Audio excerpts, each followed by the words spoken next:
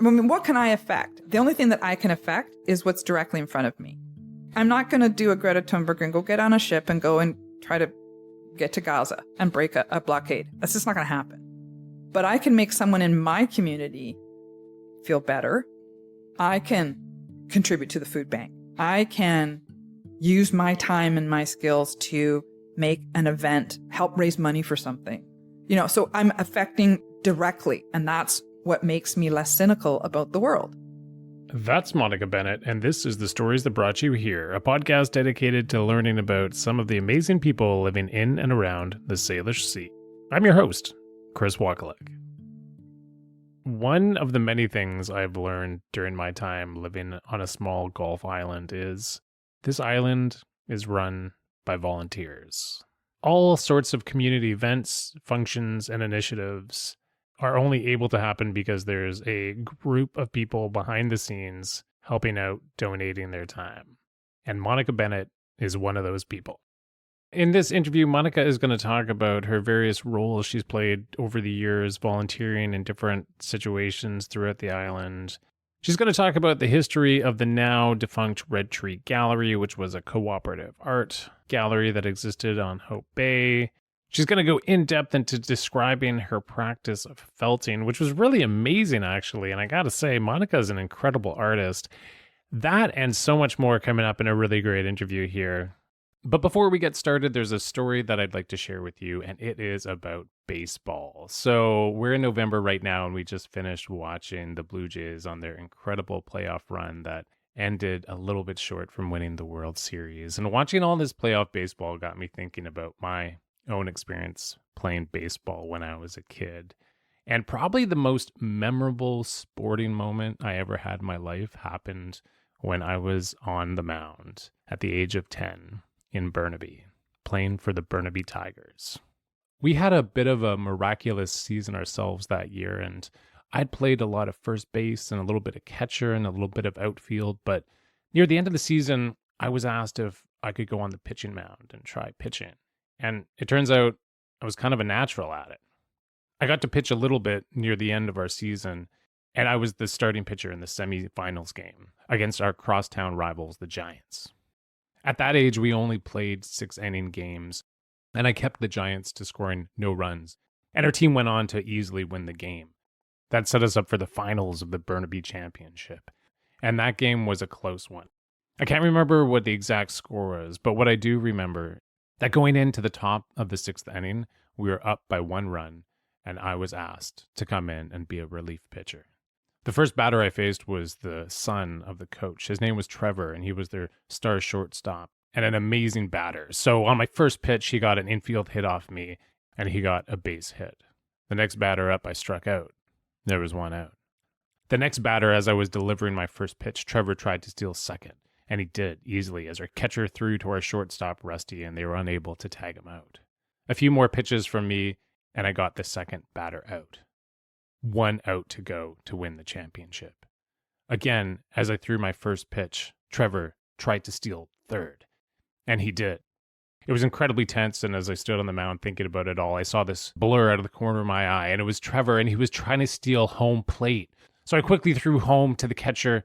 He caught the ball, blocked the plate, and tagged Trevor out, and we won the championship. It was crazy. I remember being on the mound and just throwing my arms up in the air, and I remember my hat, blue hat, with a white T on the front. I remember I knocked it off as I threw my arms in the air, and Rusty came over and he yelled in my face, and then our coach's wife, she came over and wrapped me up in a big hug, and man, it was just such an incredible moment, and I remember that so vividly, and unfortunately, I didn't get to really pursue much of a baseball career after that because my parents were both working really hard and they were unable to drive me to games, and that whole thing fell apart.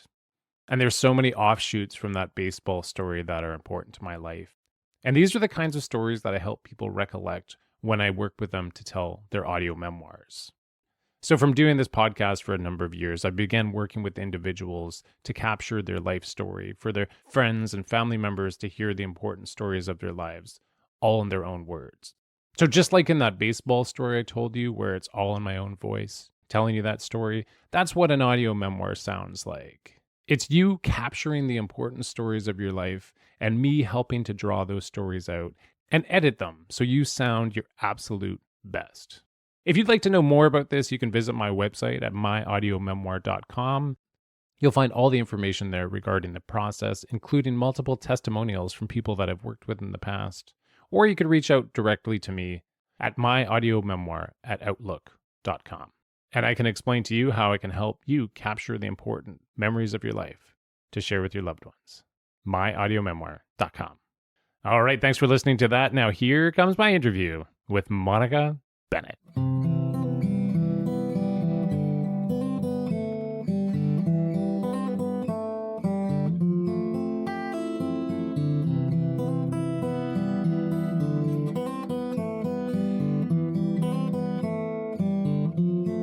We had been looking at the other Gulf Islands because we knew we wanted out of the cities. And so we had been to Salt Spring and had been to Maine and stayed because we have friends on Salt Spring. And my husband, in his first marriage, had a property on Maine. So we'd been over there.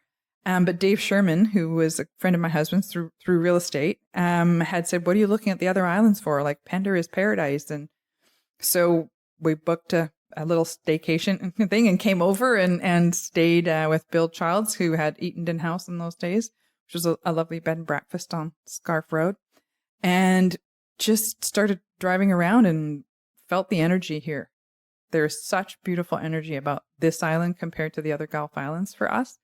And we just knew that this was going to be the island, that we were going to find a piece of property and move over and be here. And we did.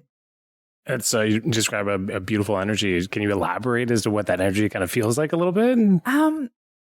Yeah, I think different people have said to me that they feel it. They felt it too when they moved here. There's just there's a calmness about it, but there's also, and of course back in the day, because that was 1999 when we moved here full time, it was peaceful. It was friendly.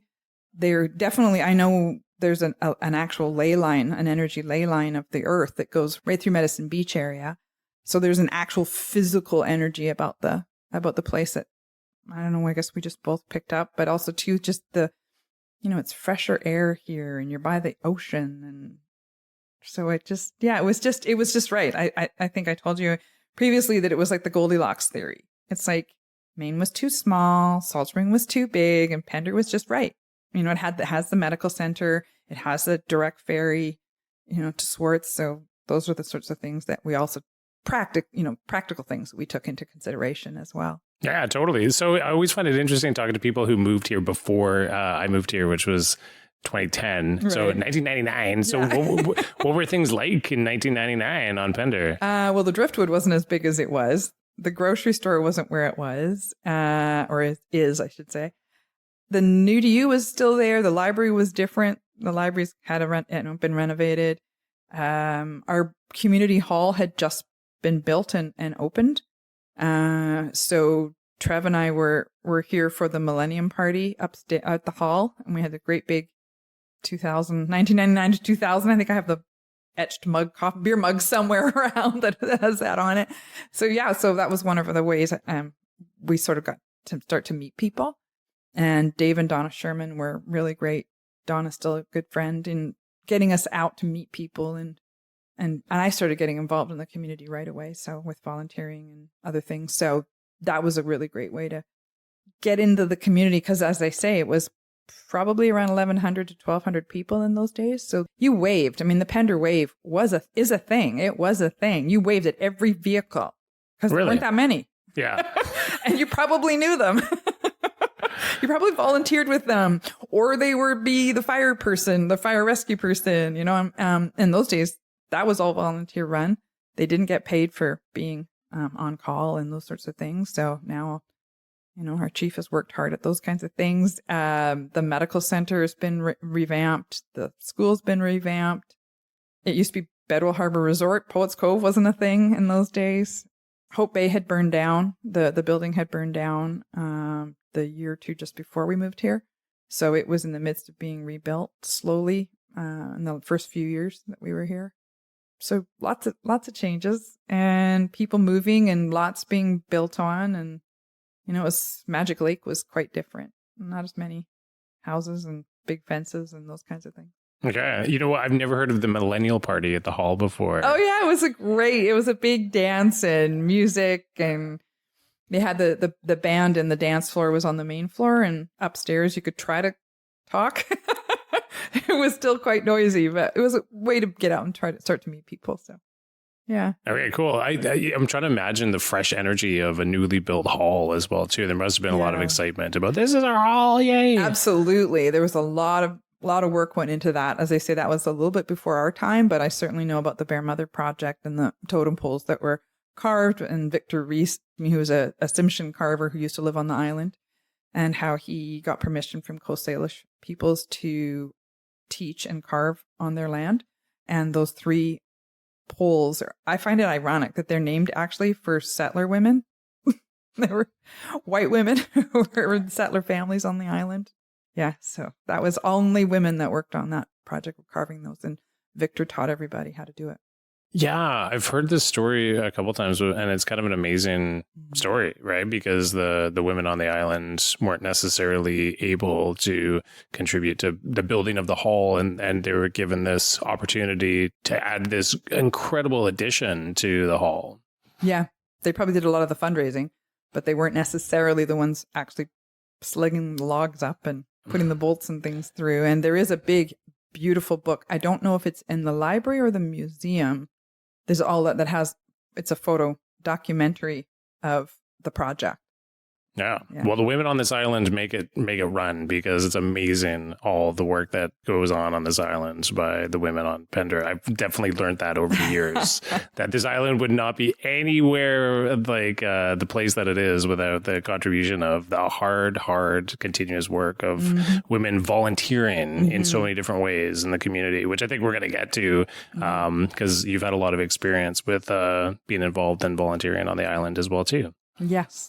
Yes, I have almost from the very beginning.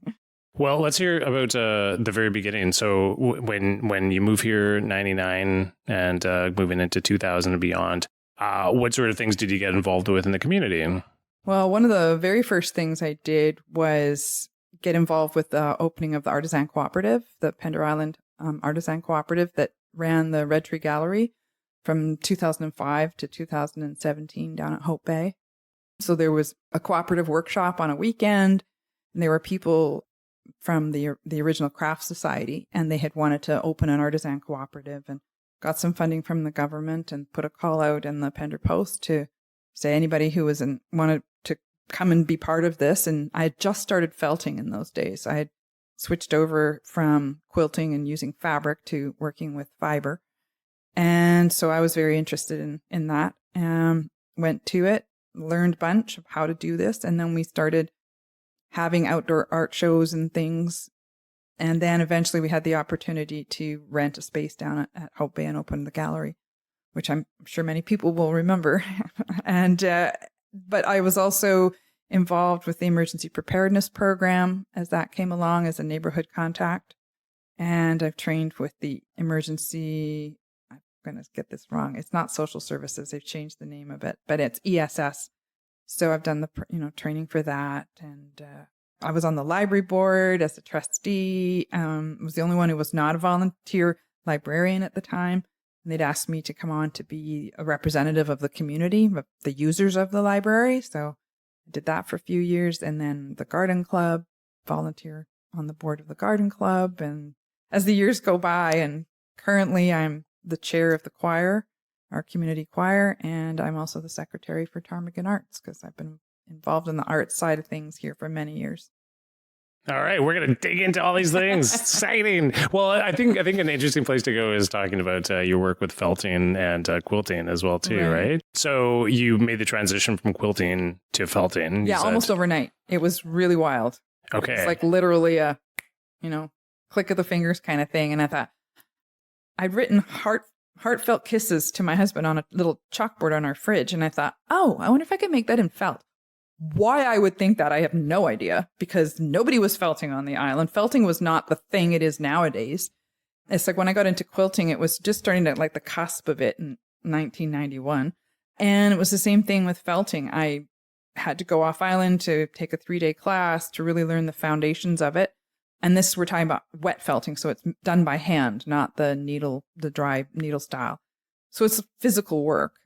And I just started working in it and figuring it out and started doing felted soaps. You can felt around bars of soap, and it's like having a washcloth around your bar of soap, to wearable art, scarves and things and pictures and imagery. And then I got into 3-dimensional work. And that was the first time I'd ever had a show up at the winery with Hans Tamamagi with his photography. Okay. I just decided to call him out of the blue and go, do you want to have a show up at the winery? They just started doing that, Mark and David.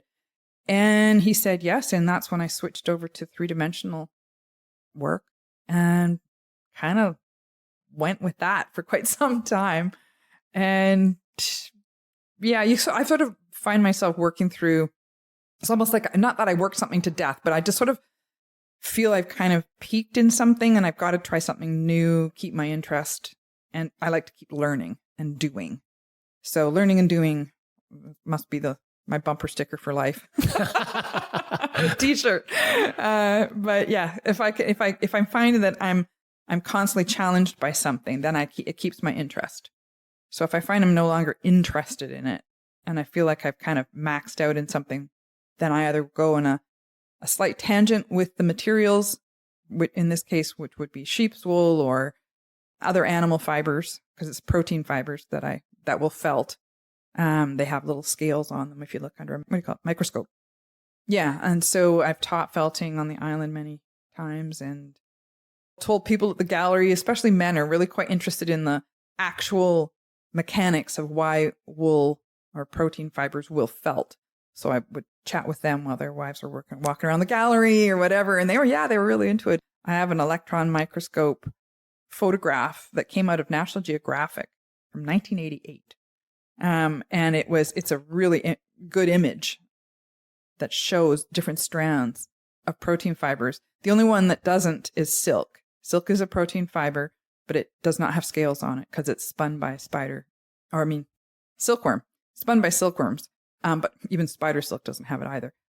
But any other protein fiber has these microscopic scales. So I would say to kids, like, you know what dreadlocks are? Most kids know what dreadlocks are, certainly on this island.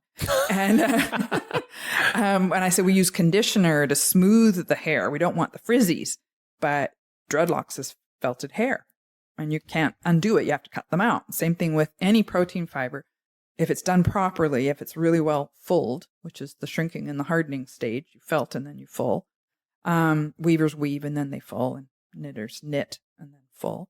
That tightens those fibers up. So those little tiny microscopic little gaps in between each individual strand tightens and disappears, and it makes really, really good quality.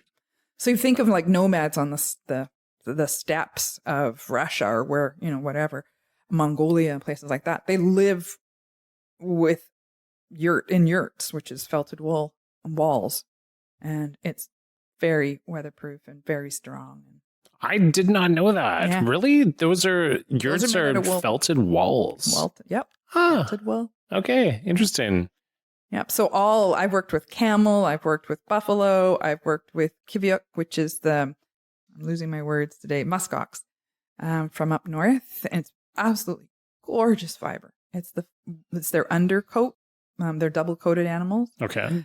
So just like an alpaca or a llama, they have the over hair, the guard hair. So some dogs, for instance, will have a double coat, and you never have them shaved in the summer or whatever because they have that double coat. It's the undercoat is what is the beauty, where it keeps the air pockets and keeps them warm. And it's the same thing with the kiviuk. It's that undercoat that I work with, and like for wearable art, if you want to make something look really beautiful, and it's very expensive, so you don't use a ton.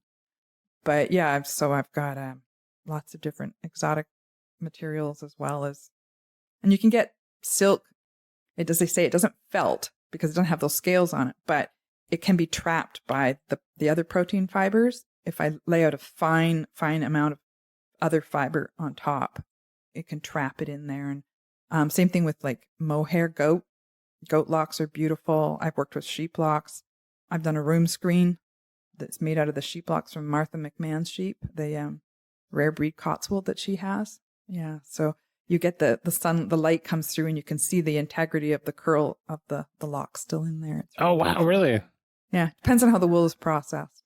Okay, well, let's Getting dig very into this. technical. No, but I love it because the thing is, like, I don't know anything about felting, right? Yeah. And it's really interesting. I think this podcast is a great opportunity to learn about very Sure. interesting things. And I think most of us, most of the time, we look at other people's art, and I think we just take it for granted. We don't understand the effort and the time and the skill involved. So let's learn about felting here. Yeah. People used to ask me, oh, like, how long does it take you to make a scarf? And the appropriate answer is supposed to be a lifetime because you've built your skills up to that point. So if you ask them, oh, how long does it take you to do that painting? Well, a lifetime, because I've got my skills to this point. So all my life, I've learned these skills. That's the proper answer. Yeah. You know, but people don't want to hear that. They want to hear, oh, 4 hours. Or, I don't know. I can whip one out. It depends how complicated the design is, how much material I'm putting, how many layers, and, you know, because you have to layer the wool in order to really get it good. If I'm doing a 3-dimensional thing, or if someone was making slippers or whatever, something's going to get hard wear. Mm-hmm. You need thin layers. The more thin layers you have, the better quality felt you're going to have, because the layers, if I put my fingers like this, no one else can see this, but you can, you know, you kind of want them, perpendicular to each other, the fibers, so that those scales that I mentioned, which pop open when you add warm soapy water, there's little teeny microscopic barbs underneath those scales, and they hook together. So it's an actual physical agitation of the fibers moving together that hook together. And then the more I work the wool, as it shrinks and changes shape and those kinds of things, then you learn techniques of how to make it go where you want it to go, as opposed to making weird shapes, or not attaching. Because if I did wearables, it was through silk chiffon material. So the fiber would be like a merino, something very fine that would actually work through the material. Okay. And just to say that wool is measured, the thinness or the thickness of the individual strand is measured. So the number of microns is how thick it is. And so a low micron number would be very fine.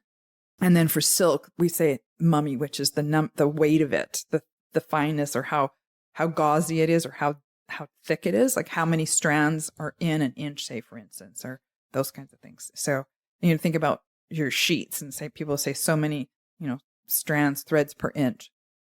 The higher the thread count, the better quality the sheet would be considered. Whereas, so for silk fiber, or silk fabric rather, the finer it is, the lower the number of the mummy, MOMEE, and then it's microns for wool. So like a 13 micron merino wool is extremely fine.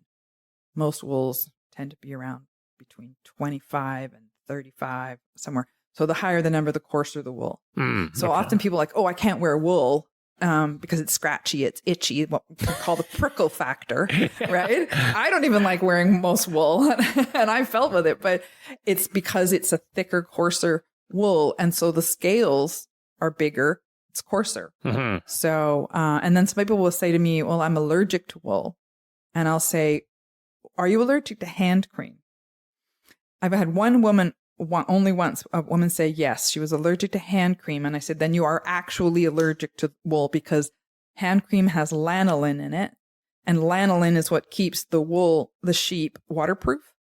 So when we process, well, I don't do it personally, but someone processes wool off of a sheep's back, you skirt it, which is taking off all the poopy bits around the bottom edges. And then they wash it. Then they're taking out the lanolin and the vegetable matter, because the more lanolin you have, the harder it is for those scales to open and get the wool to felt.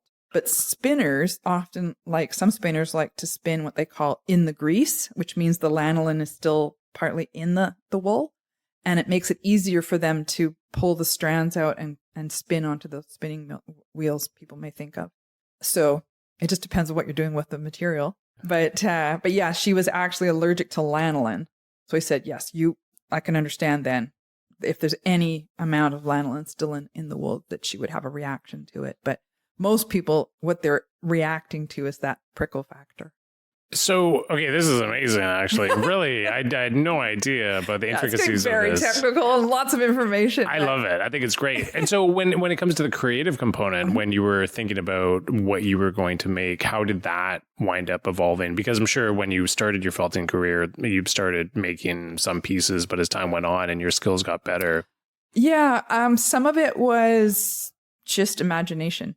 You know, it's like, oh, I didn't do a lot of the traditional things like handbags, and I mean, I did some, and that's 3-dimensional felting. Then you're working with, rather than something flat like a scarf, I would be working with a resist in between. So I'm not making seams. I'm not going to sew pieces of felt together. I would make it so that, and that's a technique. You have to work at that. You have to get really good at how you lay out the thicknesses of the wool that you're laying out, the strands. And that is just practice. Maybe if there was a course available, and because back in the day, there weren't many quilting books. I mean, felting books around. There weren't a lot. There's nothing online. Like, it was an email that I found out about that was the Felters group. And it was all through email for Canada, mostly in the United States. And you could ask questions of somebody who'd been felting longer, and people would get answers, that kind of stuff. And of course, and then we slowly morphed into things like social media and photos online. You could go Facebook groups, and just I'm a member of an International Felters Association, which originally was started in Britain. So they have a magazine that they put out, and then, like I said, books. People were writing books, and you could learn more and more. But for myself, I would say, could I make that thing? Whatever it was. And then it just became a use of materials and planning and color schemes and the more artsy side of things, especially with the scarves. Every one of my scarves that I made had a name, had a title, because I figured I felt every piece was a unique piece. I never made the exact same scarf again, ever. Maybe a similar colorway. And of course, I have a look to how I did things. But so I used to get my husband's help. I'm like, what am I going to call this one? It's like, what'd you call the last one? The bluey green ones might have like water themes and, the water names like that. And then sometimes I would choose, if they were like reds and oranges and, things like, maybe it was a dance or a salsa or a tango or a waltz or a something or a serenade, or, you could play around with titles and things. And he was really good at that. So yeah, that had come up, show him what I'd made. I'm going, now I need a title. That's so fun. I think naming things is so fun. Right? Yeah. I mean, my sister-in-law was an artist, and her son as well was an artist. And she used to say, coming up with titles for paintings is just brutal. So yeah, it was one of those things that, they're one-of-a-kind pieces of art. They need a title. So. Is there anything else that people don't know about felting, like other than most of what you said? Because I didn't know most of what you said about felting, but is there anything else? I guess one of the things would be that what needle felting is, and that's just using a barbed needle. It was used in commercial, like, you think of like insoles for shoes, like polyester insoles and things like that, or they used to make them out of wool, like inside speakers and things like that. Anywhere you needed baffling or sound things, those were put, like the materials used were needled together. So tangled wool, if you think of it that way, as like a snarly big pile of tangled wool, not spun. I'm not talking about yarn. I'm talking about the wool itself, or the polyester or the whatever. So they have huge beds of the material, and then they would have needles that were facing downward, and they would be poked up and down rapidly through the material. The little barbs only face in one direction. So you can push down and then it slides up without disturbing the fibers. So some clever person somewhere took individual needles and said, I can use this to do detail work with wool fiber, and whether it was into something that was already wet felted, so you had a base, or do the whole thing, what we call dry felting. So it's just needling it back and forth to get those fibers to tangle together. And people can do beautiful 3-dimensional sculptures. I've seen a woman out of Britain who did, in the felting magazines, that she did an entire head of Prince Charles and the Queen, and it's 3-dimensional, and it looks almost like it was sculpted with clay. I mean, it's so beautifully done. Wow. And you can get that effect with those kinds of things. You can use it to embellish. I've used the needle felting to embellish a wet felted image, like a wall piece, but I wanted to add some surface detail or whatever. There's so much I could say about it. You can get different textures. I've done 3-dimensional vases and things. I should have brought some for you to see. They're called NEPs, Nepps. So NEP. And it's like the snarly bits of the wool in the manufacturing process of getting the wool straightened out and steamed and cleaned and made into wool roving. If you think of like a tube of wool, that's what people will spin from. If they're not spinning just from the unprocessed wool. I use that to lay things out. The little bits, then somebody cleaned them all out of the machinery, dyed them, and then sold them to us as like, oh, textural elements, So you can play with stuff on the surface to get texture. I did a big vase that was into the Sydney Fine Arts Show that looks like pottery or stone or whatever. And there's silk fabric on top, and it almost looks like cathedral, like very old style church with almost like lichens on it and stuff. Like, yeah, so you can really do some very artistic things, or you can do something just cheerful and bright colors and make tea cozies and slippers and bags and like anything. You can make coats and vests and dresses and literally anything you can think of. Hats, of course, that's an easy one. Gloves, So it's like going down a rabbit hole, like in anything. Yeah. Any art or craft that you want to think of, you can go down that rabbit hole. I find it so curious when people have artistic pursuits, whether it be music or dance or painting, and then there's just something that clicks with an individual, and it just really becomes something that they become infatuated with, which it sounds like you were infatuated with. Absolutely. Felting. And, from, like I said, from that heartfelt kisses on a chalkboard to, can I make that in felt? Why I would think that. And I bought a lamb's fleece at the farmer's market from Diane McBain. I didn't know that there were different breeds of sheep. There are sheep that are good for meat. There are sheep that are good for fleece. I had bought one that was good for meat, and it didn't want to do what it was supposed to do. It stayed springy and spongy. And then I realized when I asked her what breed, it was a crossbred, and there was a Southdown in it, a Southdown breed. And Southdowns are known for their very springy wool, which can be great if you want them for like insoles or something like that, for your slippers or whatever, or your boots or something. But it's not going to do the fine, lay flat and beautiful like a merino wool would. So I learned. But what was so funny was the spinning mill had just opened on Salt Spring. This is like, we're talking early 2000s. And I had taken the fleece over there. We'd gone for the day to visit friends, dropped the fleece off, and they're asking me all these questions. Well, how did I want it processed? What did I want? I'm like, I didn't know that you can have bats of wool versus roving. I'm like, what's average? I really don't know. Yeah. I'm like, I knew bats from quilting, because quilt bats, what you put in the middle between the layers of fabric to give it the weight and the warmth. I'm like, let's get it in bats and let's do the average, medium, whatever. And I got a phone call from Carolyn down there. She's down at the post office going, we have 3 big bales of something for you. I still have one because it was like I spent all this money to do this, and it was a learning experience, but it was not wool that I could do anything with. So what kept you going all these years? Curiosity, learning, just that constant wanting to just try something new, challenge myself, and also challenge the material. Like, if I did this, what would happen? Could I get it to do what I was envisioning, what my design was?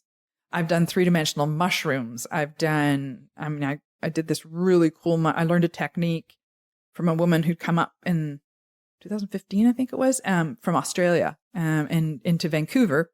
And I went for a weekend workshop with her, and she makes these splash bowls. So it looks like a drop of water into like a pond. And then you know how you get, or a stone, and you get that splash of water. And if someone takes a picture of it, you can see like where the droplets are going up and that kind of thing. Well, she'd figured out a technique to do that in wool. What? Oh, I know. It looks so cool. So, ethically, morally, you don't repeat something you've learned in a workshop and then sell it as your own work. Okay. You just don't. So, and everybody would know it was Pam McGregor's work. Okay. Or they should.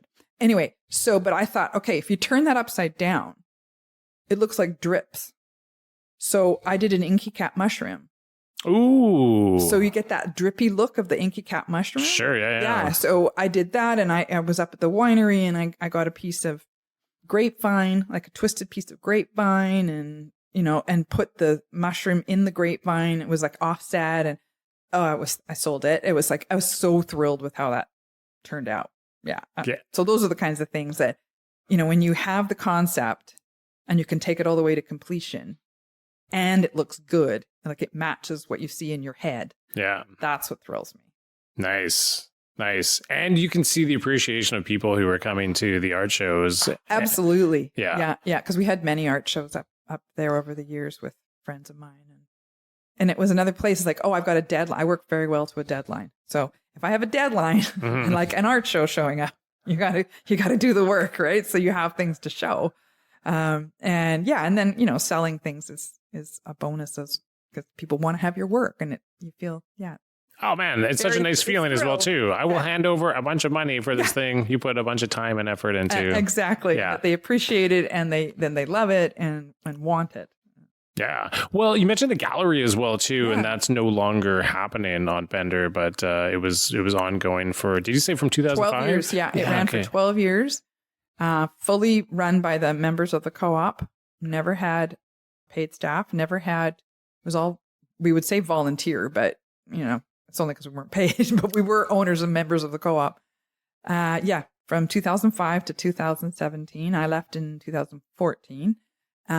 Never had consigners, never did any of that. And that was part of how we set it up in the beginning, because we knew from other co-ops, artisan cooperatives, that if you took consigners, then people would be like, I don't want to have to work there. I don't want to be on the board. I don't want to have to run this thing. I just want you to sell my work. Right. Yeah. And the moment you do that, then it starts to fall apart. Because what would stop someone saying, I'll take a bigger chunk of, I'll lose a bigger chunk of my sale price if I don't have to do it. I'll just make the art, you sell it for me, which is a traditional gallery way of doing things, right? And most galleries were 50-50, split. So 50% of the sale price stays with the gallery to cover all the costs and everything, and the other 50% goes to the artist. Well, at one point it was even like 60 for the gallery and 40 for the artist and things. So we were able to offer a much reduced commission rate along with a yearly fee, just so we had the cash flow. And people just had to serve on the board for, once every 3 years and do your terms. And then you're off for a few years. And the people that could make it work with their lives, and some people were working already or they were retired or whatever, it really worked out because we had written it down in the beginning. So we had a business contract and a social contract, because working cooperatively, it's right in the title, is really important. And that's what made the gallery a success, that we were always open. We were open 7 days a week, and we would, the original group of us really fought for that. As new members came through, we would explain why, because people would, I used to joke, it takes 3 years on Pender for anything to become a habit. You have a pizza place, you remember, it takes 3 years to remember that it's there and it's always open, or whatever. So with the gallery, it became the same thing. It became, people knew we were open. So on a holiday Monday, and they've got guests that aren't leaving till on the 4:00 ferry, what do you do with them? Well, you can come back down to Hope Bay, and, the chocolate shop wasn't there. The restaurant was different. Everything was different, but the gallery was going to be open, and there was art to see, and there was stuff to buy, and there were cards and someone interesting to chat with, because whoever was there had work in the room. Oh, that was such a huge part of going into the gallery, because you never knew who was going to be working. And you say somebody interesting to chat with all the time, for sure, right? It's like, oh, who are you? What's your art? Exactly. Yeah, that was always fun. Yeah, it was fun. And I love to meet the people and to chat about the art. And when I was the gallery director, hanging the shows and really knowing everybody's work. And knowing the artist, like I can actually say, this person is a member. I know them. I know how they did that piece. And I can tell you what their inspiration was. And I can call them and say, see if they're willing to, if you buy it, if they're willing to ship it for you. Or, all those things we took into consideration as part of running the gallery.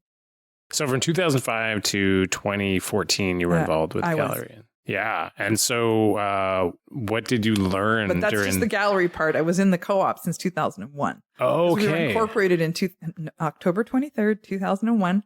We got our incorporation papers. And so we did the outdoor shows through the summers and all the advertising. And then the Island Tides newspaper was around in those days and putting things in the What's On section, And yeah, so for 4 years, we had just outdoor shows. And then we had the ability to get the gallery at Hope Bay. Were the outdoor shows relatively succzil during those years? Yeah, they were. Even though we only had like 7 to 10 members at any given time, maybe 12 at a max time, they were. People really wanted to see the art. Yeah. And, there weren't as many of us. A number of artists that have moved to the island, as you say, on all different parts, types of art, has really exploded. But yeah, there were, I could name a whole pile of people that you would know, like they were in the gallery, at any given time. Some of them, unfortunately, either passed away or moved off island and, that kind of thing. But yeah, anybody who's been here for any length of time, know the artists and know their work, maybe own their work. But they were very supportive because not a lot of us, we didn't have a fall crawl. We didn't have a studio tours and, those sorts of things, the Easter art walks and the art off the fence was just starting to happen and, those kinds of things. Right. So, the opportunity to go to an art show and see what people are making and know that, it's might be your neighbor or your friend or whatever you're coming to support. Yeah. Was really thrilling. I always appreciated the fact, like you said, that it was open. And then when you had guests, that it was an opportunity to give them to go do Absolutely. Something. And guests always enjoyed it. Right. And I always enjoyed it because then you could really have this moment where you're embracing the art with your eyes. And yeah, and I was like, oh my gosh, looking at I didn't know this person was an artist. Right. Yeah. Oh, wow. This is incredible. Like their work is really unique. So anyway, yeah, it was really, that was such a great thing to have at Hope Bay. And visitors would say, I come in here every year we come back, whether there's like, they have a place here or they're just renting because they love to come to Pender for, a summer break or whatever, or visiting family. They say, would say like every time we're on Pender, we come to the gallery. And that was one of the reasons we were always open. So, if it was a 10 to 4, we were open, and people could come down. And if you're sitting there and it was a quiet January or February or whatever, you just brought work with you. If you could sketch or used to sit there and do wool, laying stuff out. And then people would want to know what I'm doing and talk about felting and those kinds of things, and or even just be able to have a book or, pack your lunch because normally something wasn't open. Is there anything that you learned during those years that you were involved in that you didn't know in the beginning that you realized near the end or the middle or anything? About what? Running a business? Yeah. About customer service? About training people? Any of those things, for sure. I learned a lot. Okay. Yeah, I learned a lot. So my brain is good at logistics, at, systems and that kind of thing. So that's what I did, was set up the systems with other people's help, obviously, but, writing the training manuals and how we did our inventory sheets and how we kept track of sales and who was going to deposit the money because we still had banks on the island in those days, thank goodness. So we had various roles on the board. And then you had the people, when I wasn't on the board, then I was just a worker, quote unquote. And one of the things we learned from the co-op developer, Lynn Kao, was to remember what hat you had on at any given time. Did you have your worker hat on because you were in the gallery working your shift? Or did you have your board hat on because you're at a board meeting and had to make decisions and things, and you didn't necessarily wear, unless you were the gallery director, your board hat when you were working?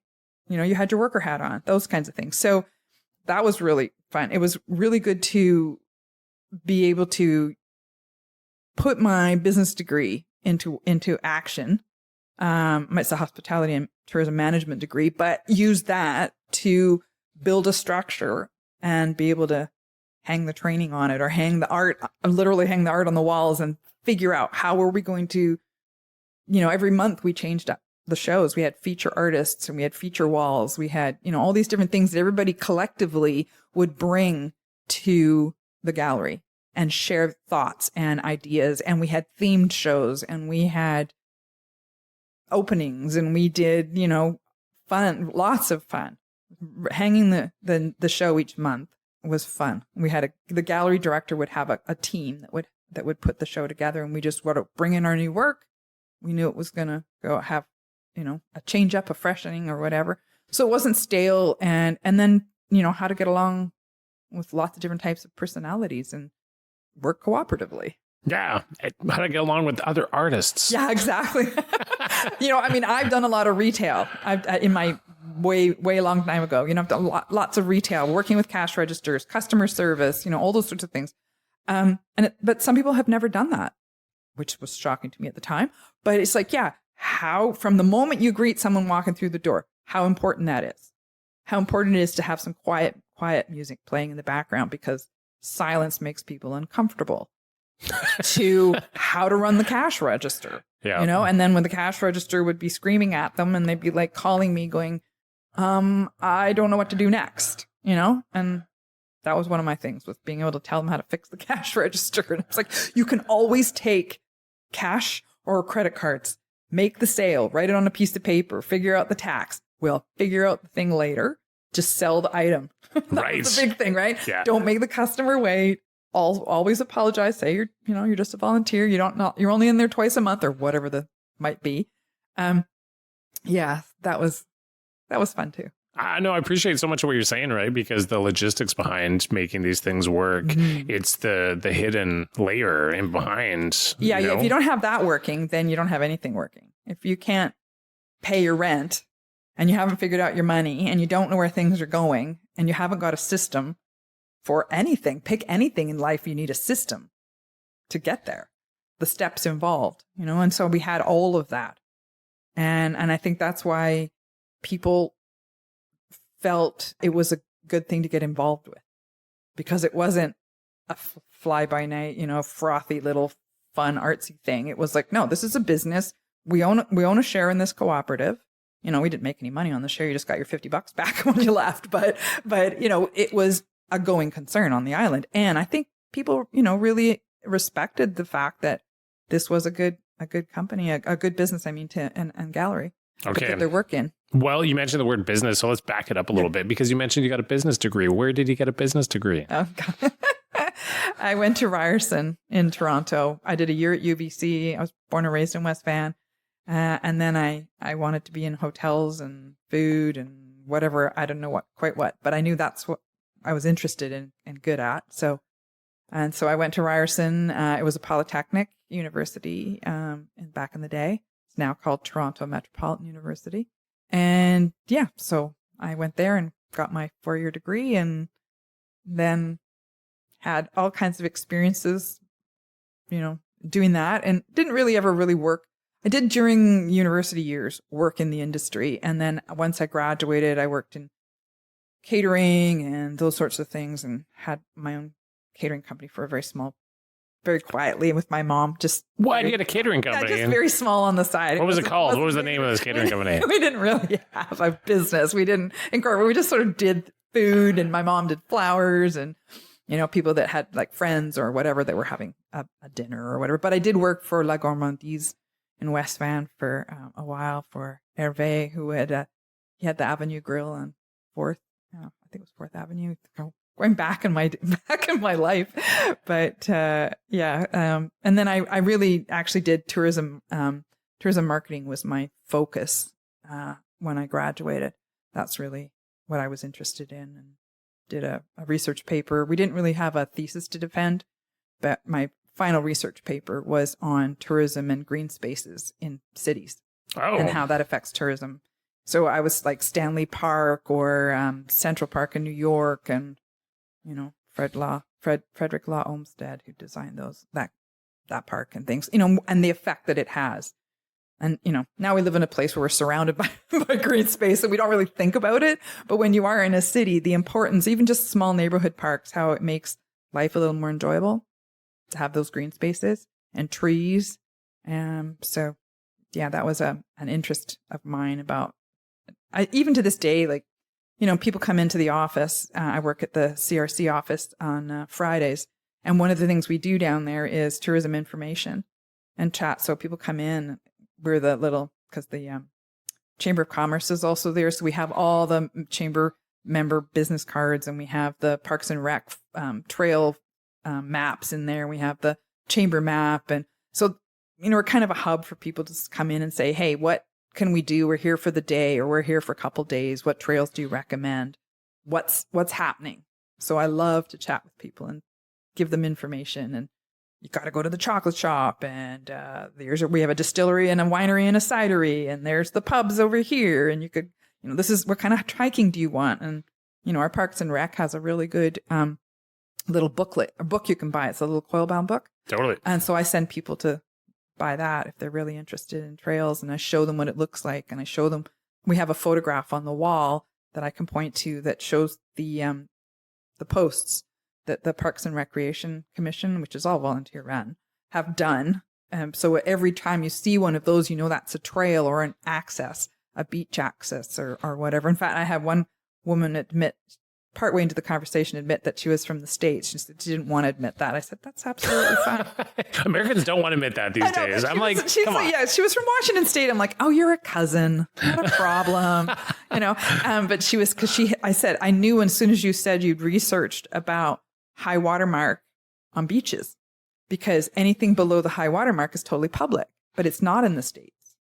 They can own the land right underneath the water, like all the way down, right? So that's where you get these private beaches, and that's an anathema for us. But yeah, so I kind of clocked her saying that. So when she admitted that she was from Washington State, I said, yeah. When you said you'd done your research, I thought, yeah, I know where you're from.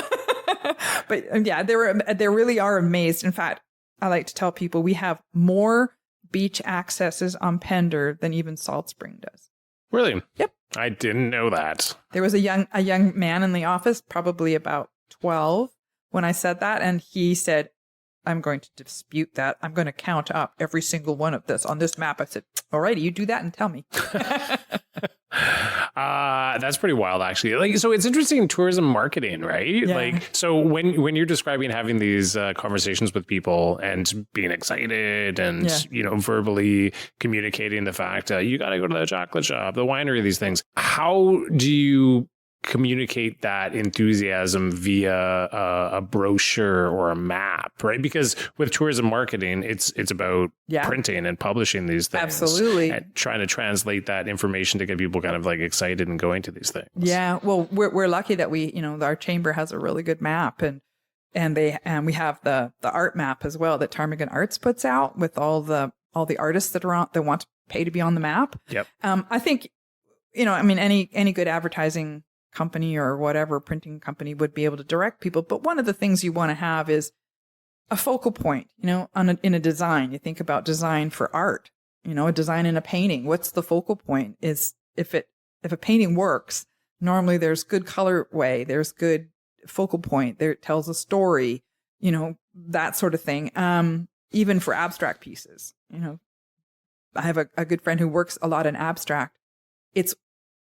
And that's why often artists don't put a title on an abstract piece. They'll just call it number 1, number 2, number 3, because they don't want to direct the viewer by giving it a title. Sure. Right. No. So, but to get back to advertising and marketing, marketing you use advertising to market something. Right. So when I was at Red Tree Gallery, I'd be talking up Pender and telling the people, we used to act like a tourism spot, tourism information as well, because people want to know, well, what can we do from here, or what can we go next? And so I guess good information, up-to-date information, attractive photos, that really show the beauty of this place, but also the interaction with locals, quote unquote, whether it's deer or eagles or people, really good. We have so many great photographers on this island, and that has really built over the years. And if I look at somebody's brochure, I want to know what it's going to tell me before I even open it. So your title front, is it telling me what it is before I even pick it up? Okay. Right. So you see rat cards on the ferry. Yeah. Right. So Hope Bay used to have, we had a rat card, and Red Tree Gallery was one of the advertising. So we had the hair salon, we had the restaurant, we had the realty. We had Peter's jewelry store.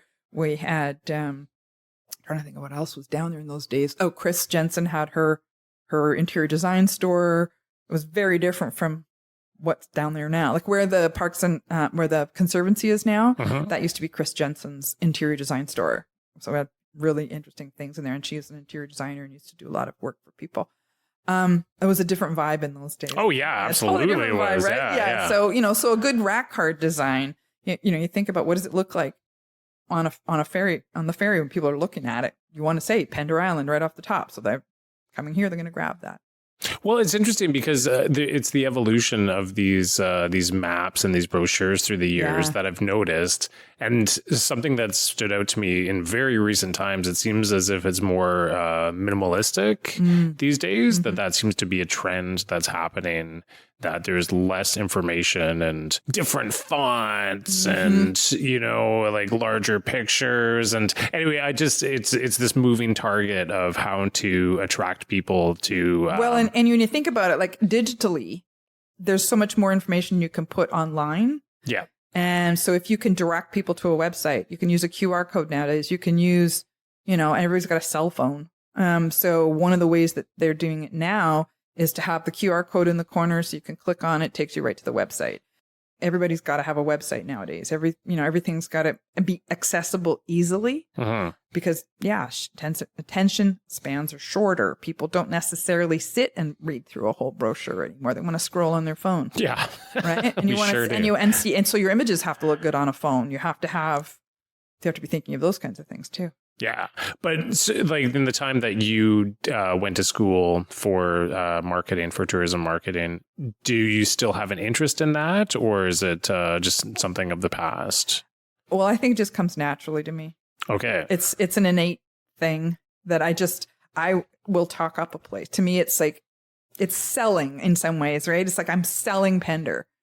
But because it's genuine, people listen. People ask me more questions. It's not like I'm promoting into their face something. I'm just telling them what I enjoy, what I know, and that's what they want to hear. Yeah. They know I live here. They know they may not know I've lived here a long time, but I certainly can give them lots of information quickly and recommend. And I can say, this beach is good for snorkeling. This beach is good for picking up beautiful pebbles. This hike, how good of a hike do you want to do? Do you want to do a Mount Norman type hike, or do you want to do a George Hill type hike? Those kinds of things. And I can tell them that. Yeah. And it's genuine because I've done them. Sure. I'm not just someone who's got a job sitting, and I've been told you need to promote this, this, this, and this. It's like, it's just part of what I do. It's just who I am. Yeah. Well, speaking of translating information and promoting, I think what's going on at the hall, you mentioned when I first showed up here to your home, which we're doing this recording, and thank you for that. Yeah. That's going to the hall for a special event on Mondays that's been happening recently. Yes. So since my husband passed away last year, I've been back to work. And one of the things that I do is I work with the Southern Gulf Islands Neighborhood House, doing the 55 plus, the seniors programming coordinator. So I work with Marcella Ray, who is our community connector person. And she's also newer to that position out of the Healthcare Society. And she and I run the programming for the Monday Activity Day, is how we've decided to boil it down to that term, because anybody can really come. You don't have to be 55 plus. And who decided that 55 was senior? I mean, hello. That's just brutal. Yeah, that number's dropped. I'm not there yet. I'm 60, we got a ways to go, right? I'm over the 55, but I'd rather like the 50, the 65. But so we do all kinds of different things there. And one of the things that the neighborhood house does is the hot lunch program. So people can come and sit and have a nice hot lunch. Suggested donation is $10. And it's a lovely social time for an hour. We have tablecloths and water and jugs, and people get to see their friends or come with a friend, and you sort of meet your community people or people you may not always see. And then we also do activities. We have armchair travel. So there's a couple different, Urs Boxler, who people may know as a really great photographer on the island. He and Judy traveled, and I think it was in the 70s, from Sweden to Australia. And they traveled like across by land, and he's going to do a 2-part talk on that trip that they did. And then we've also newer to the island couple, Shelley and Chris. They put together an iMovie on 3 different places that they've traveled just recently. One is India. We just had that last week and it was wonderful. They did an absolutely amazing job. And it's like about an hour upstairs at the hall. So we have a lovely big projection, the big screen and comfy chairs. And then they did a Q&A afterward. So they did India. They're going to be doing Singapore and Malaysia. And tomorrow we have a gentleman who's talking about the wisdom of trees. His name's Tony, and he's newer to the island. He's an arborist and had done a lot of work with trees and things over the years. So we have all these fabulously interesting people on the island who are willing to volunteer a bit of time and come and share their information with people. We have Audrey Stibbe does Art with Audrey almost every week. But she's going to be running a 2-part acrylics workshop. It's like $10 each. So $20 gets you the 2 days, 2 Mondays, learning that. And then she's going to do clay. I've done stitching. I have a meditative stitch project. Learning about slowing down and using thread and needle to slow you down and take deep breaths and have so we have different topics in that. The first one was teaching about marking time and the concept of using, even if it's just 10 minutes a day, to stitch, and that would mark that day. And then there's a woman who's written a book on this, as many people do, when something starts to become a theme or an idea. And what she did was for 365 days, she stitched a little image for that day. And then on a long scroll of fabric, she planned it, obviously. But so I shared that originally when we first started, to thinking about how do you mark time. And one of the ways this lady was doing it was through embroidery. And it didn't have to be an embroidery, it could just be straight stitch. It doesn't have to be anything technical. But I just did a thing on Japanese sashiko stitching last Monday. And we actually were able to do with a woman on Saturna via Zoom. So down at the CRC office, they have a thing called an owl, which has a camera on the top, and the whole thing is a speaker. And so she could see me, and if I set it up, she could even see the other people in the room at the hall in the lounge. And she was able to participate on Saturna, and she had her supplies, and just it was great. It was lots of fun. She was thrilled to be part of it, and so it's a tiny little example of how you can bring community. Like, this sounds amazing. Yeah, right? Really? Really is this happening upstairs or downstairs? It's the whole hall. We have the whole hall and the kitchen, obviously. And we also have one of the things that a neighborhood house does in CRC is resurrecting a meals to go program. So people can order a hot meal. This is often for people who aren't able to drive anymore, like some of our older seniors. And we have a volunteer driver. And we have a couple people who volunteer to come pick up the meal that day, the meals, and they're in takeout containers all ready to go, and they take and deliver to people. So the cookies that I baked for you today, I'm taking a bunch of them to the hall, and we'll put those in a little bag, and they'll go with the meals to go, so they get a little bit of home baking as well. What? That's amazing. Yeah, I really love it. I enjoy that. I really do enjoy that part of it, and making people feel welcome and comfortable, and anybody can come. And if you want to do I'll put a plug in for the Thanksgiving luncheon. You've got to pre-register for that because we sell out, and the Christmas one. So we have an online registration form, and people can look at the posters we put up for the month. It's in the Pender Post.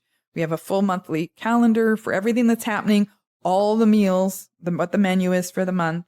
And that's what Marcella does. And she's very good at getting all that part done. And then I'll put up the posters.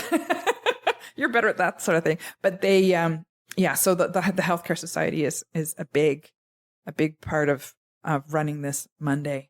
And my job is a little bit more part-timey, but, and it's funded partly by the United Way, and you can read all the logos on the posters and things. But yeah, we have there's quite a bit. And we have the last Monday of the month, we have the Make, Do, and Mend.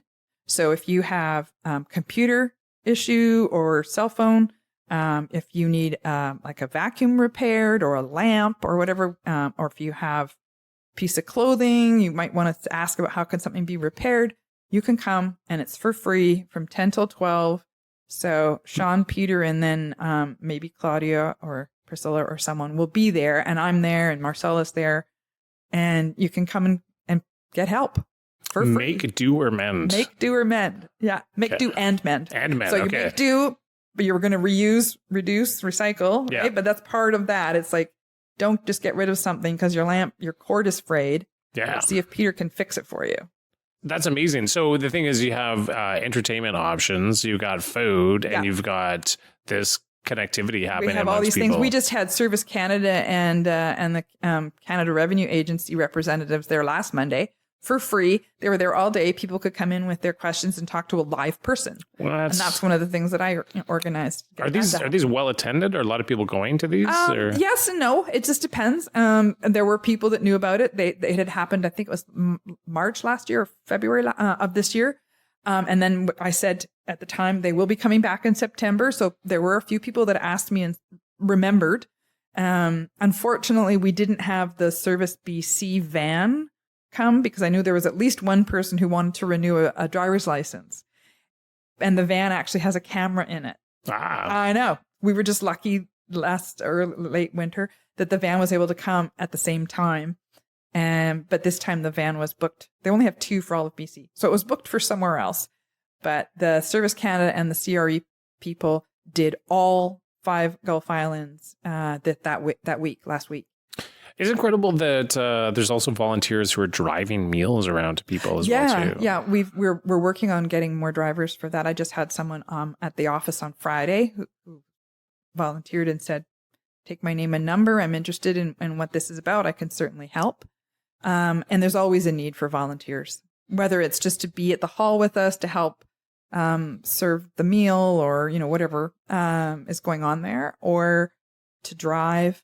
If anybody is interested in that sort of thing, contacting Marcella Ray through the healthcare clinic, just to ask for Marcella, and she's the community connector person, and that's one of her hats that she wears is coordinating volunteer drivers. Because we used to, before COVID, there was always an ability to drive someone off island to a medical appointment, or maybe just get them from home down to the clinic for an appointment, or because we have people need to have their blood checked on an ongoing basis, maybe something like that. So that's something we still need. Yeah. Even though COVID put a halt to a lot of things, sometimes it takes time to kind of get that generated again and get it going again in the community. Totally.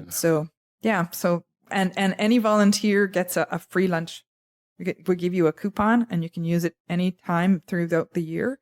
To come and have a free lunch, and get a couple of them, and you can have you bring your spouse or your friends or whatever and come and have a nice lunch. It's so interesting because just getting back to what I asked earlier about how do you convey this information in like a text format to people and the maps, and I've seen a list of this is what's going on at the hall, but it hasn't been explained to me in words verbally by people like you're doing right now, and it sounds so much more incredible right now. I'm like, wow, this is one day, because Andrea Mills does the whole hall stuff. Yeah, there's lots of stuff happening at the hall, and then we're just one of the renters, if you will, and we do it on the Mondays. And then we also, Neighborhood House also does the soup lunch, which I think a lot of people have become used to going to now.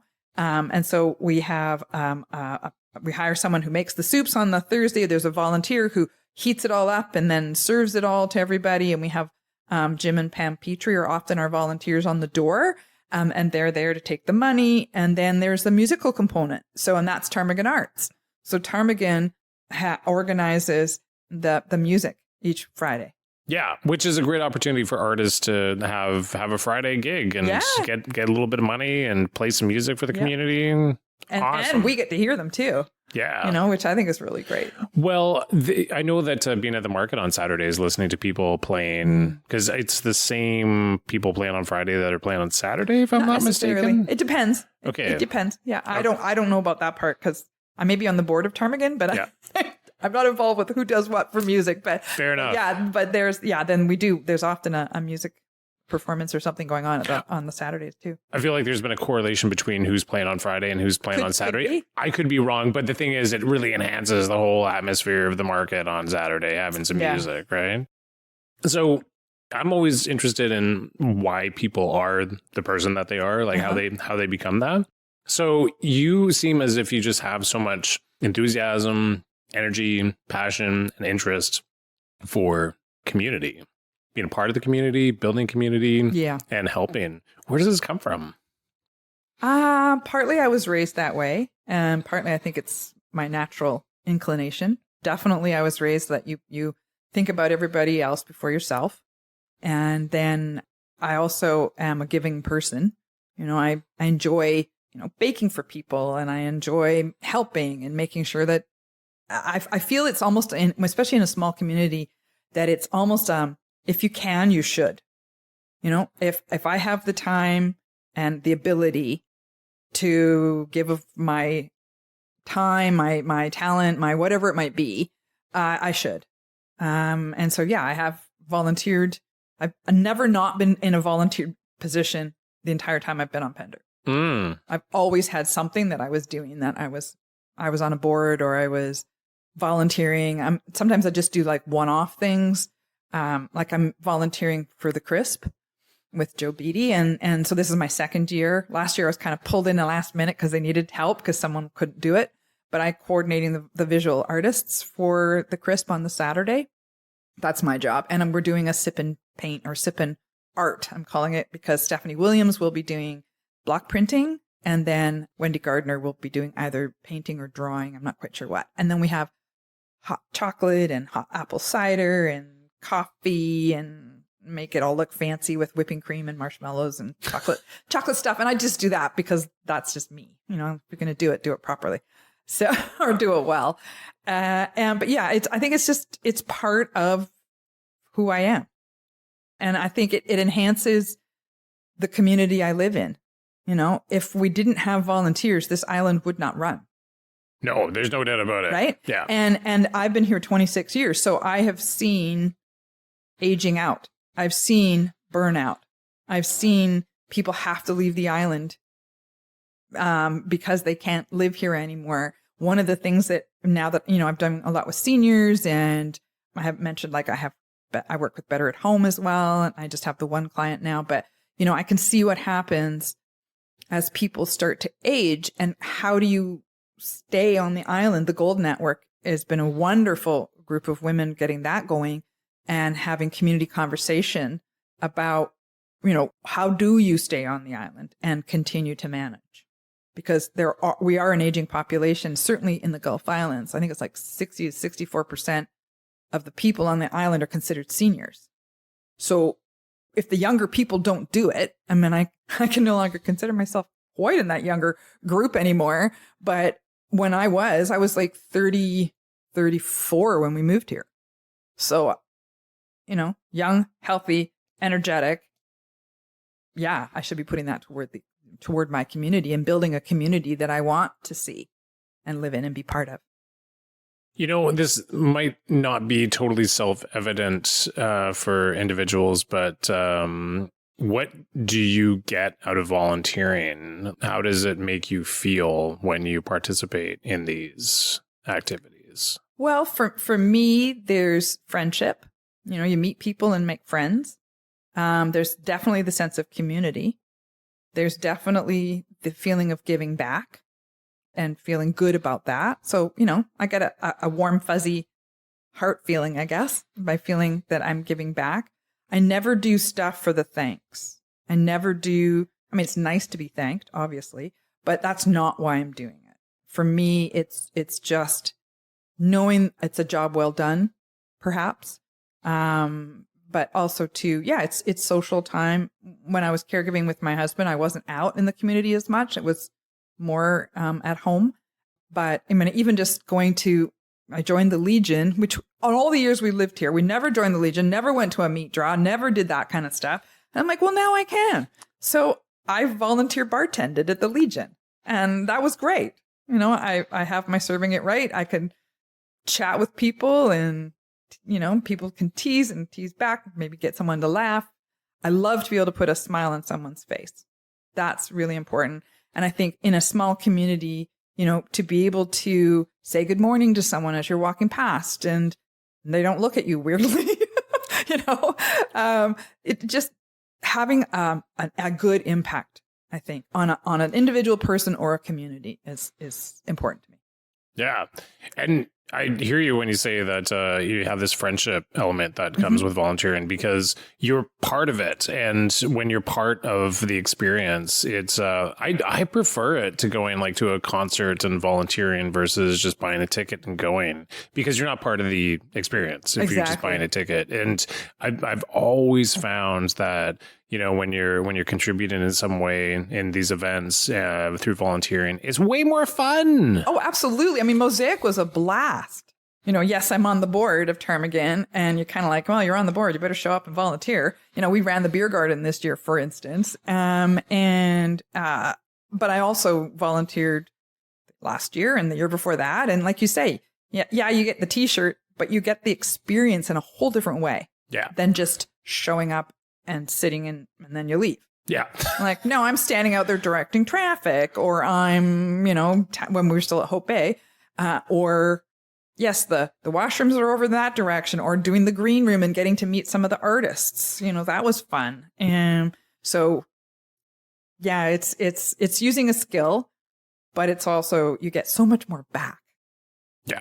Totally. And it's interesting. I think so many people are doom scrolling and taking a look at things going on in the world. And I think that there's this underlying thought of, oh, gosh, like, what can I do? Like, I can't do anything to make anything better in the world or whatever. But yeah, I think that anybody in any size community has an opportunity to step into a role and help contribute in a way that's going to be beneficial to other people and ultimately themselves. And this is the thing, is like, I mean, what can I affect? The only thing that I can affect is what's directly in front of me. I'm not going to do a Greta Thunberg and go get on a ship and go and try to get to Gaza and break a blockade. That's just not going to happen. But I can make someone in my community feel better. I can contribute to the food bank. I can use my time and my skills to make an event, help raise money for something, or, you know, so I'm affecting my directly. And that's what makes me less cynical about the world. I don't even have television anymore because I cannot listen to a certain person's voice. I switch CBC radio off whenever anything about the States comes up, because I don't consider that top news. That's not our top news story. Yeah, he's doing something outrageous or whatever, or disgusting. I can't affect that. That's just going to put me in a downward spiral, and I don't need to go there. So I look at it as immediate action. It's the same thing with the planet. It's the same thing with, you know, anything you can think of that is a cause, quote unquote. I don't have a lot of money, but I can give what I can, but I can give of my time. So I would prefer to do that and see a direct impact. Makes me feel better than, you know, just trying to ignore it and, you know, bury my head. I'm not an ostrich. I certainly know what's going on around in the world, but I absolutely cannot talk about it because it just makes me so angry. Mm-hmm. And then what am I going to, then I'm left with frustration because I have all that cortisol in my system. What am I going to do with it? I'd rather put a smile on someone's face down at the driftwood than walk around with, you know, doom and gloom. All the things you're saying, I agree with them for sure. Because I think that I've run into a lot of people over the years who really champion the idea of watching a lot of news, and they're very upset and they're demoralized about it. And there's this inactivity. That's certainly a blanket explanation that I just gave there. It's not everybody, but I know what you mean. Yeah. I know. And maybe they think they're doing something by listening to all this stuff. It's like, but it's really actually inaction. Yeah. That's a passive action to sit and watch television or listen or doom scroll on your phone or whatever, and then get angry and rant about it. Yeah. You're not affecting anything except your own body. And I don't want that kind of negativity in my body. I don't want like the actual physical negative energy that I feel building up in my system when I listen to the news or try to talk to someone with a differing viewpoint or whatever. I'm just like, nope, been there, done that. My husband used to watch a lot of news. And I banned it. I said, if I'm in the room, I don't want to hear it. I don't want to see it. And that was like the first time that person was elected. I was like, no, I don't want to have CNN on. I don't want to have MSNBC on. It's American. I'm a Canadian. Yeah. I need to focus on my world, my country, my community. Yeah. Put my energy into that. Well, I find the most inspiring people that I come across in my life are the ones who lead by actions and not by words. I find it inspiring all the time when I come across somebody who's really activated, and I think, wow, oh my goodness, right? Yeah. And those people I find in general are not really preaching, they're just doing. Yeah. Which is really inspiring to witness. And exactly. It motivates me for sure. Yeah, it does me too. Because that's why, as I say, I pull broom wherever I can when I'm on a walk or a hike, even if I'm just walking to my mailbox and back or whatever. It's a little distance from here. And Ursula our lovely Broomhilda, Ursula Popel, I would pass her car on the side of the road, and now she's no longer with her. Well, I'll do that section of the road because I walk there. So, little things, just tiny little things, but they do have an impact. If everybody did tiny little things, we'd have a really big impact. And that's what used to be with recycling when they say, oh, it's not worth it. It's not doing this. It's like, well, I'm going to do what I can do. You do you. Yeah, definitely. That's actually a good reminder for sure. Like, I think that sometimes, we get too focused on what the objective is. Like the objective is getting to the mailbox and getting back, right? Yeah. But certainly that along the way, you can do something productive as well, too, if you so feel long, like it. Or clean up cigarette butts, or, every time I walk the beach, there's always a bunch of garbage in my pocket that comes home, and then if I can recycle it, I will. Otherwise, it's going to the garbage. But it's just little actions like that. Yeah. Little actions. And I think there's so many people. I'm definitely preaching to the choir about this on this island, I think, because so many people are aware of it and do the best that they can at any given time. Yeah. And that's all that you can expect out of life. If you're doing the best you can at any given time with whatever your abilities are at that moment, that's the best you can expect, I think. Yeah. You mentioned earlier that you were raised that way, when I asked you earlier. And so in terms of who raised you to be who you are, Monica? Who are you? My mom and dad. Yeah, I had a nuclear family, a mom and dad, and we're still together after 60 plus years. And I have 2 younger brothers. And I think that both sides of my family. My mom's side was the English, Irish, Scottish. My dad's side is Swedish and going back further German. But he was born in Argentina, which is a whole other story. But they were, very middle to upper class, that slightly Victorian way of being. Manners were important, and how you presented yourself was important, and your role in your community was important, and that just, again, like I said, was just shown to us, but also trained into us.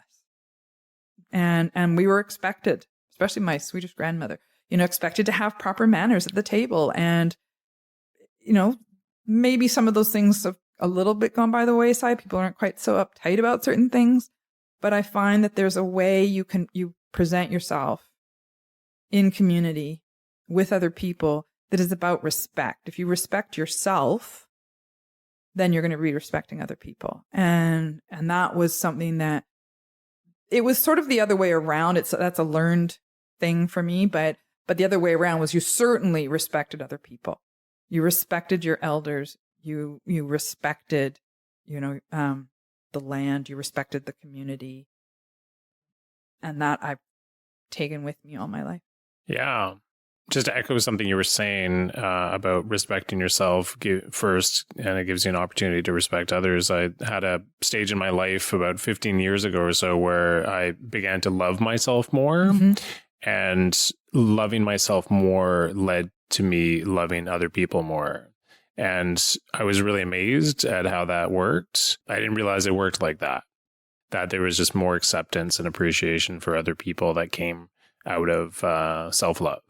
it's a big thing that's being acknowledged nowadays, because I think there are so many unparented or poorly parented, and by no fault of the parent, they just raised their kids the way they were raised and what they knew. And certainly I'm a result of that.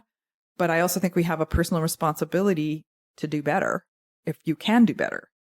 And there's certainly ability to learn and read and watch and listen to podcasts, and from whether they're experts or people who have gone through their experiences and things, and a sharing. There's a much greater, certainly for men, younger men seem to be more able to access emotion and feelings, and are hopefully learning what's appropriate and how to handle them.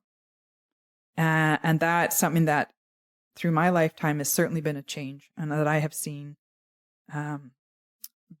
become, I don't know if the word is better, but certainly they being more open to, you want to become an adult. What does it mean to be an adult nowadays? Because there's a lot of child adults, people who are still with a lot of stuff internally that they haven't access to work to become an adult, like really stand into what does it mean to be an evolved adult.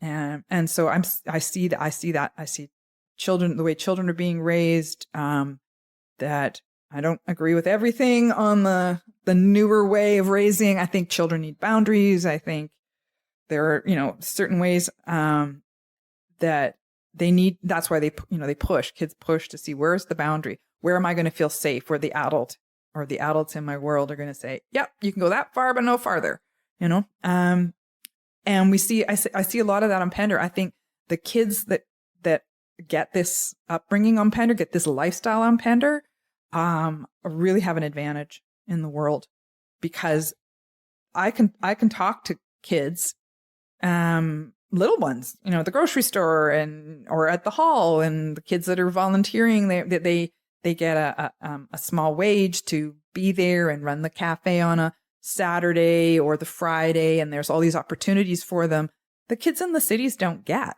They might get the sports opportunities, or if they're lucky, they get to go to Scouts or Girl Guides and those kinds of things. But having the access to so much more of society, I remember going on Pender. I should finish that thought. On Pender, then maybe kids in the city or the suburbs do. But I remember, when you would go to the dentist on a Wednesday morning and your parent would pick you up, or whoever would pick you up at school and take you to the dentist, you're like, there's a whole world out here. Like literally there are people doing things and driving cars and going, because you're so insulated in your school, right? You went to school and you went home. You didn't necessarily, you went to the grocery store with your parent or whatever and your siblings. But it's, I never took a school bus. I had to walk home uphill and, in the heat and the world's smallest violin, playing My Heart Bleeds for You, But yeah, I mean, we didn't live in an area that had school buses. So I watch the kids here, even, quite young ones that just get on the school bus and they can get off and they walk home with an older sibling or not. And I think the safety for the most part in a community like this. The other thing too, is we watch out for the kids. And I think people are more willing to step into a situation and help than you may see in bigger communities. Right. Yeah, definitely. And I guess because it is such a small place, right? Mm-hmm. And that, parents know other parents relatively well from different functions, or just because it's a small school and everything. But yeah, totally. Yeah. So there's that. And then you get people in the community. I'm thinking of someone like Tim Frick, who did the wheelchair basketball, Ben McConkey doing the music programming, and, all these other things that kids get exposed to. The Mac DeMarco concert was like a huge success. Whoever thought that could happen on Pender? But that is because everybody steps up, everybody volunteers, and they make things happen. And sure, you'll see it in the cities. Absolutely you will. I'm trying not to be myopic. But this is where I live and I've been here so long. This is what I know. But I have friends who've raised kids in I think there's something special about, a Gulf Island, or something special about a small community. Kids can't get away with a lot of stuff. They probably hate it, but No, they can't. No, your parents, and not because I'm on the pack or something, All right. Well, just thinking about bringing this interview on home, is there anything that we didn't speak about during this conversation that you would like to share with people? Well, you took me off at some interesting tangents, that's for sure, voicing my opinion on things. But I don't know. I think we're blessed to live here, and I try not to take that for granted. When I go back to West Van, because my parents are still there and my dad's in long-term care, and, I can see the traffic and the whatever, but there's still lovely areas. There's still, places I grew up that I love to visit and things. But, other than the ferries, having to deal with the ferries, there's so many people that come here that wish they could have this lifestyle, that wish they could be where we are. And I think we need to continue, even as our population grows, and it's more than doubled since I've been here, because I think we're up around 2,700, 3,000 even now full time. That need to continue to maintain that sense of a small community, to feel connected to everyone on the island, that we rely on our neighbors, that we rely on people to volunteer and to step up and to do the things. Like I said, there's just, if you think of any group on this island, it's run by volunteers, or has volunteerism somewhere in its core, from the arts to the food bank, to the conservancy, to the film nights, to, all that sort of thing, like the short film festival coming up. And that wouldn't happen without volunteers, So, I think just, how can I put it? I'm trying to think. Just sort of encapsulating what the last 26 years has given me, and being able to be privileged to be able to live here and have a house and a garden, and and have the friends that I have, and be involved in this community that I've been able to do. Yeah, and I'm grateful for that.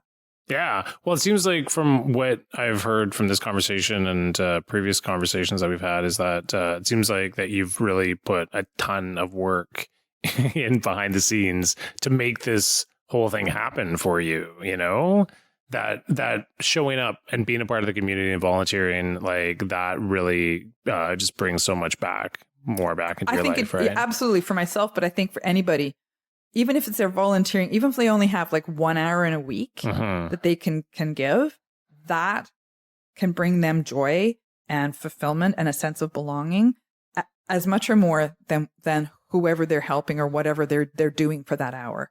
Yeah. You know what just popped into my mind? I saw a photo from years ago come up, and a friend asked my help to move a piano. Oh, yeah. So that's a big job. It was. And I wasn't into it. I was like, I don't want to do this. Oh my gosh, we're going to move a piano, right? So it wasn't just me. It was a bunch of other people. So we did this piano move, and it was so fun. At the end of it, I was like, really? Is it like sitting on the couch was going to be better than that? Exactly. Yeah. And sometimes it can feel like you're going to be moving a piano when you're showing up to do something, you commit to something. But ultimately, it's like by the end, you've had an interesting experience and it's more fun. Really. Oh, absolutely. And I am a person who would be quite happily sit on the couch. I mean, yes, I'm involved in many different things and have been through my time on Pender, but I am a couch potato. I am and there was a term I can't remember exactly what it is now, but it's like a something introvert. I used to say I'm an introvert masquerading as an extrovert, because I go out, I do my thing, but I have to come home and I need I've out-peopled. I need 2 days to recover. I need, I just want to putter around the house or do whatever I'm going to do, or go visit a friend for a cup of tea or something. What people often see me when I'm in the community, that's not the real me. That's part of me. But I wish I could remember what the term was. It's not excited introvert, but it's something like that. But yeah, people are quite amazed. I'm like, you're not no, I'm not. I like to be at home and and quiet and yeah. But I do enjoy that part. It is part. It makes my life more fulfilled. Yeah. I can relate to what you're saying. I like being out in public and engaging with people, but then I need that self-care time afterwards. And I reach a threshold where I'm like, I gotta go and I gotta go be by myself right now. I think there's a lot of us like that on Pender. I think so. And I think it's a natural human thing, right? Yeah. But okay, any final words? Stand off with Monica? Thank you very much for this opportunity. This has been lovely to chat with you. Huge shout out to Monica Bennett. Thank you so much to Monica for doing that interview. I gotta say, I'm pretty lucky and I feel really grateful that I have the opportunity to have these really interesting and personal conversations with people. As I mentioned during the podcast, we recorded this at Monica's home, and that was a really enjoyable part of doing this. She made some delicious cookies for me that day, and we had quite a lovely time. Again, on the theme of gratitude, if you're here listening to this and you listen to the whole interview, thank you so much for doing that.